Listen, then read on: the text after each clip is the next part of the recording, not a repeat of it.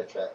You couldn't ask for a better situation. GM Phil Emery said they came out swinging hard and can't be afraid to swing again. They could sign a Jared Allen or maybe Julius Peppers if the price was right for either of them. In the meantime, they are just going to hope that Lamar Houston can channel his inner Thor. Thor is my main guy. Why? Because one, he's a god, so you can't kill him. Two, he can control the weather.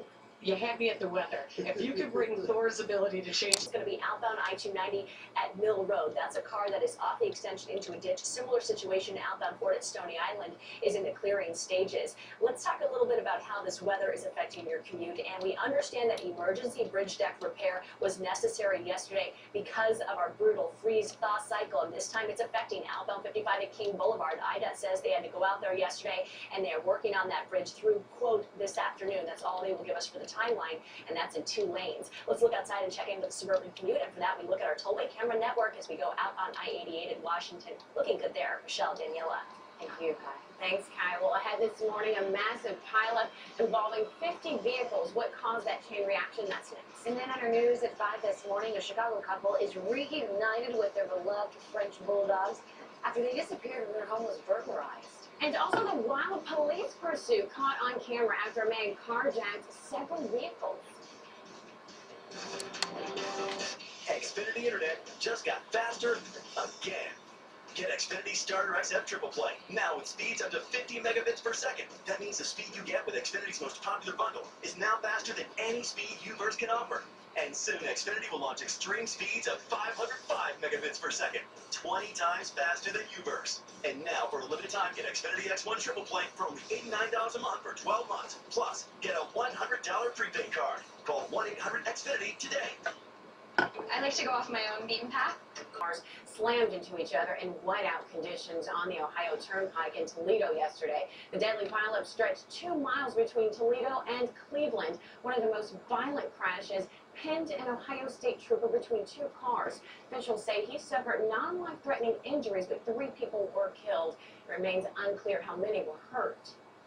4:53 right now today, President Obama will order the Labor Department to expand overtime for millions of workers. The change is aimed at employees currently exempt from overtime because they get a salary of more than $455 a week. So companies designate some employees as supervisors to avoid paying overtime. And this comes after the president announced a plan to raise the minimum wage. 4:54 this morning, no snow for today, but another day of loading up on those layers before you head out. Certainly is a cold start this morning. The saving grace, the air is calm in most locations, but if you're heading out the door this morning, skies are mostly clear and generally we're in the teens. Now we'll see a period of increased cloud cover as we go through midday. Temperatures will climb into the 20s. Then we'll start to see a little more sunshine later in the afternoon hours. Temperatures will peak into the mid to upper. King Boulevard. In fact, it's in 2 right lanes. Went into place yesterday afternoon through this afternoon. So again, 2 lanes down there. That's going to affect your transition coming off of Lakeshore to the outbound Stevenson. Outbound 290 extension at Mill, a car into a ditch. Emergency responders are still there on the shoulder. Overall, not too bad. Let's take a look outside and check in with a tollway camera for you. And as you look at this nice shot on I-90, I'll let you know that there's a working fire in the South Chicago neighborhood near 87th and Commercial. I'll update you when I get more. Michelle, over to you.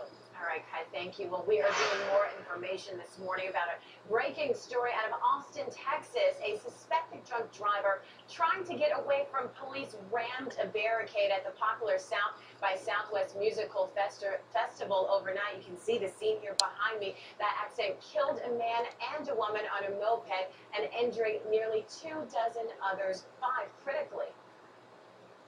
It just rolled over some people, littered it all the way down.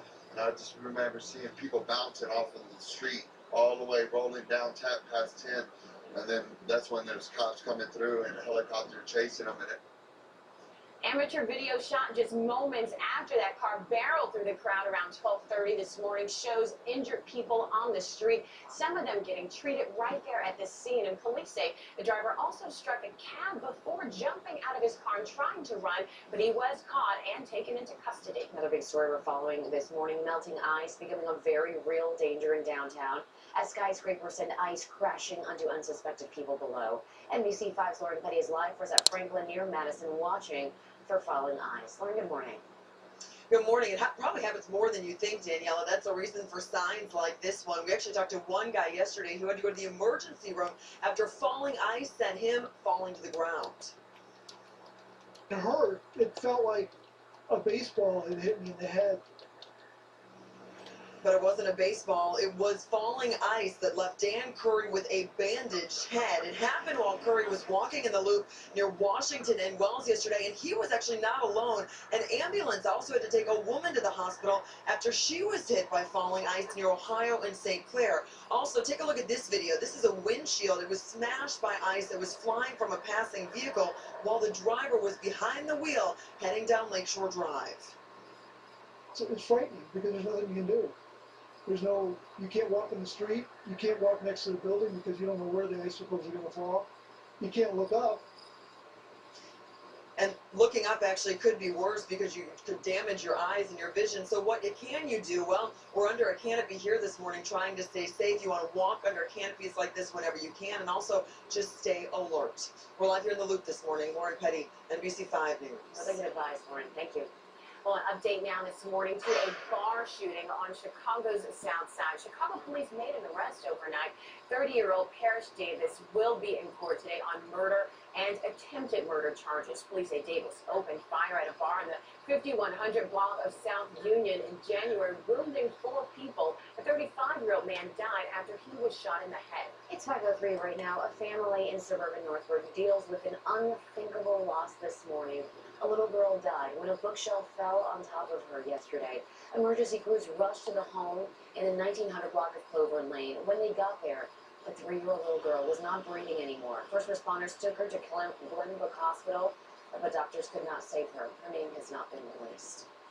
Well, a warning this morning for women on Chicago's northwest side. Police say a woman was sexually assaulted near Armitage and Pulaski. A man pulled her into a gangway and attacked her around 1:30 on Tuesday morning. He took off on a bicycle. That man was wearing a black and yellow jacket with blue jeans.